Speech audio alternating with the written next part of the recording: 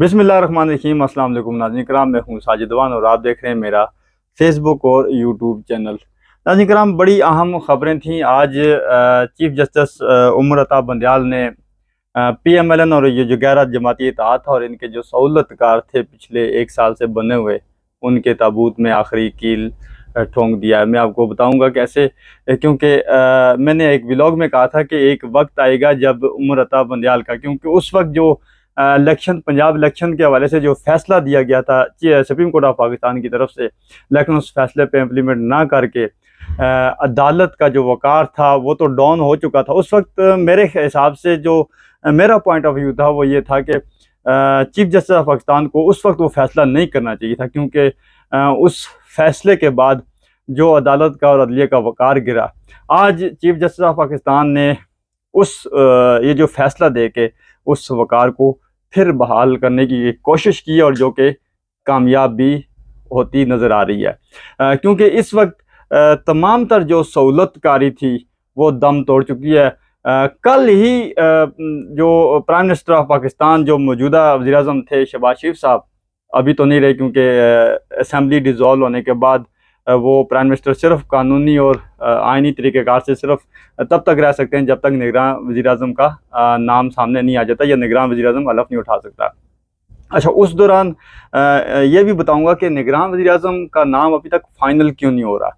ये खिचड़ी बन रही है, राजा रियाज कभी जा रहे हैं शहबाज शरीफ साहब के पास, कभी शहबाज शरीफ साहब जो ना राजा रियाज साहब के पास, ये जो मुख्तलिफ गेम चल रही है, ये इसके पीछे कहानी ये है कि ना ये PMLN वज़ीर-ए-आज़म, निगरान वज़ीर-ए-आज़म का नाम फाइनल कर सकती है, ना इनके पास नाम है, और ना ही नाम जो राजा रियाज ने फाइनल करना, ना ही PDM और गैर जमाती इत्तेहाद और पीपल्स पार्टी ने करना है, क्योंकि यह नाम कहीं और फाइनल हो चुका है। मैंने कल अपने व्लॉग में कहा था, खैर वो व्लॉग आप तक कभी नहीं पहुंचा कुछ वजूहात की बिना पे, लेकिन मैं आपको बताऊं कि जो नाम फाइनल हो चुका है वो कहीं और हो चुका है। उस नाम को फाइनल करने के लिए जो ना वो मैं बताऊंगा आगे चल के वो कौन सा नाम है जो फाइनल हो चुका है। तो खैर चलते हैं आगे। चीफ जस्टिस ऑफ पाकिस्तान के आज के फैसले की जानब।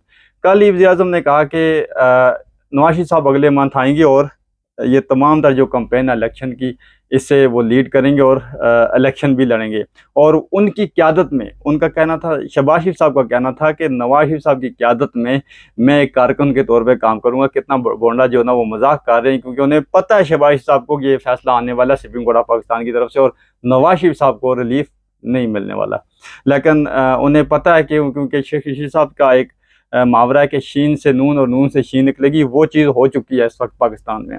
शहबाज शरीफ साहब ने जब ये कहा, उसके बाद आज सुप्रीम कोर्ट ऑफ पाकिस्तान की जानिब से ये फैसला आया। ये फैसला बड़ा ही ज़बरदस्त था। इस फैसले में सिर्फ एक, जितने भी कानूनी और आइनी माहिरीन थे उनको मैं देख, इस फैसले के ख़िलाफ़ जो है ना वो उनके जो इख्तलाफात थे वो सामने आए। उसमें सिर्फ एक बंदा, वो है जी अटार्नी जनरल इरफान कादर साहब, क्योंकि वो तो हुकूमत के जो अटार्नी जनरल थे और सिर्फ उनकी जानिब से इस फैसले पे तनकीद की गई। बाकी कोई किसी की तरफ से भी, किसी आइनी माहिरीन की तरफ से इस फैसले पे तनकीद नहीं की गई। अच्छा, मैं आपको बताऊं कि इसमें जो जस्टिस उमर अता बंदयाल की सरबराही में 3 रुकनी बेंच इस फैसले की समाअत कर रहा था। 19 जून को ये फैसला जो ना वो महफूज किया गया था। इस फैसले में जहांगीर सबसे इफेक्टिव जो चीज़ थी वो जो ये जो एक नई जमात बनी, नाम भी मुझे नहीं आ रहा अभी तक, क्योंकि उसमें सारे लोटे जाके घुस गए जहांगीर तरीन साहब के। मैं नाम भी नहीं लेना चाहता, क्योंकि ऐसे लोग जो ना वो पाकिस्तान, इस वक्त जो सूरत हाल पाकिस्तान की थी, इसके पीछे जो सबसे मेन किरदार था वो जहांगीर तरीन का था।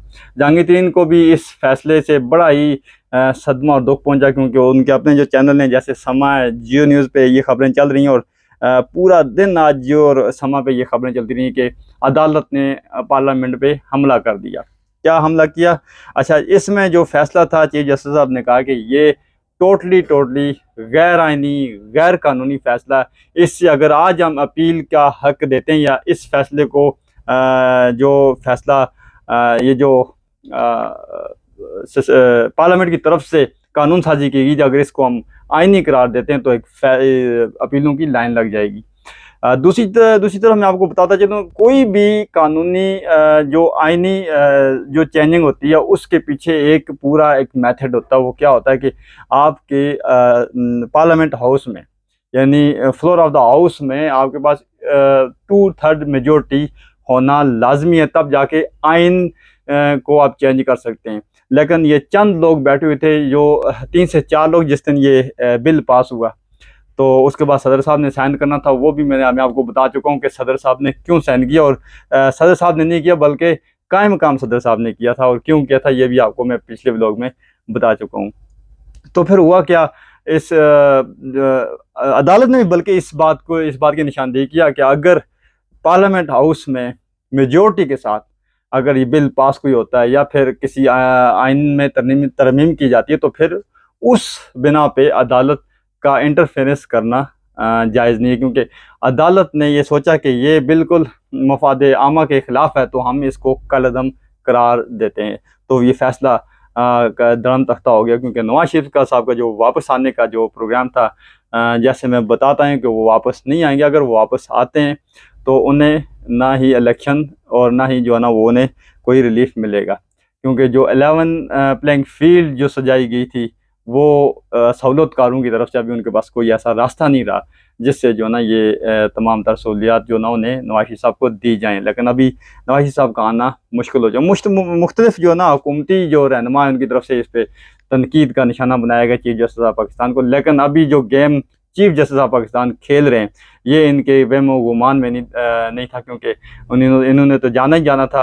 और एक और केस नाज़रीन किराम, बड़ा अहम केस है, जिस दिन उस केस का फैसला आ गया ये तमाम तर जो चीज़ें हैं ना, ये आपको कोई भी पाकिस्तान में नज़र नहीं आएगा। ना ही ये PDM की गैर जमाती इत्तेहाद के में छुपे हुए जो लोटे हैं और शहबाज शरीफ साहब और तमाम इनके जो ना वो सहूलतकार। कौन सा केस का फैसला हुआ है जी, नैब तरमीमी बिल जो इन्होंने पास करवाया, उसमें तमाम तर केसेस, यानी उनका जो बिल बेसिकली पास करने का मकसद था। लेकिन उस केस का फैसला भी जल्दी आने वाला, और वो फैसला भी सुप्रीम कोर्ट ऑफ पाकिस्तान में चीफ जस्टिस उमर अता बंदयाल की सरबराही में उस केस का भी फैसला बहुत जल्द आप देखेंगे, और उसमें उस बिल को भी कलअदम करार दिया जाएगा। ये मैं पिछले व्लॉग से मैं भी आपको ये बता चुका हूँ।